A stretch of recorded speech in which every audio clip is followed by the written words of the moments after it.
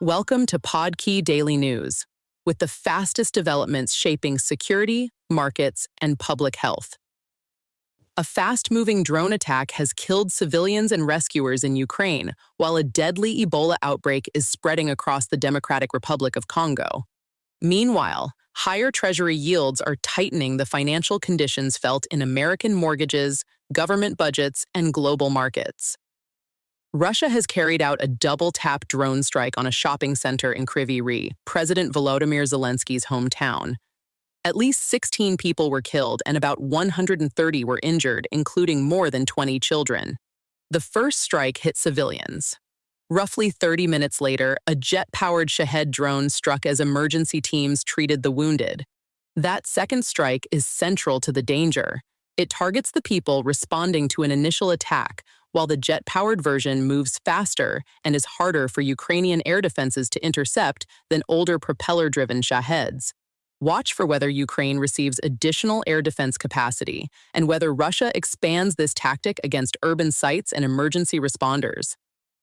The Democratic Republic of Congo is facing its deadliest Ebola epidemic, with more than 5,000 infections and over 2,500 deaths. About half of those deaths have come within the past 20 days. The outbreak now covers an area larger than France. Conflict, displacement, poor roads, shortages of health workers, and distrust of authorities are delaying treatment and complicating containment. Distrust has also contributed to attacks on health teams, creating a direct obstacle to tracing cases and reaching exposed communities. The World Health Organization has released roughly 70,000 vaccine doses for trials and frontline use. It expects a potentially approved vaccine in around 6 months, though the immediate challenge is getting care and vaccination safely into affected areas. In financial markets, U.S. Treasury yields have climbed to multi-decade highs. That raises the cost of financing federal debt and flows through to households, with mortgages around 6.7%. Higher bond coupons also make treasuries more competitive with stocks, putting pressure on riskier assets and changing the calculation for investors. Several forces are converging: heavy federal borrowing, long-term corporate debt issuance for AI data centers, oil-driven inflation, and uncertainty over foreign demand for U.S. government debt. U.S. debt has recently crossed $40 trillion.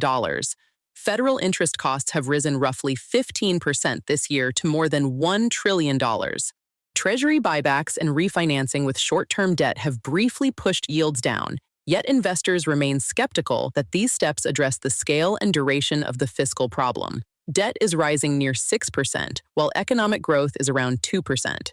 The next major signals are inflation data, Treasury auction demand, and whether long-term yields stay elevated enough to restrain housing, business investment, and federal spending.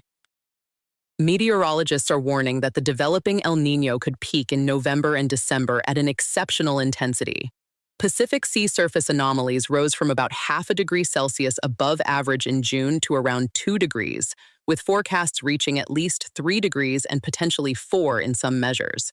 Deep Pacific waters are even warmer in places by as much as 8 degrees above average.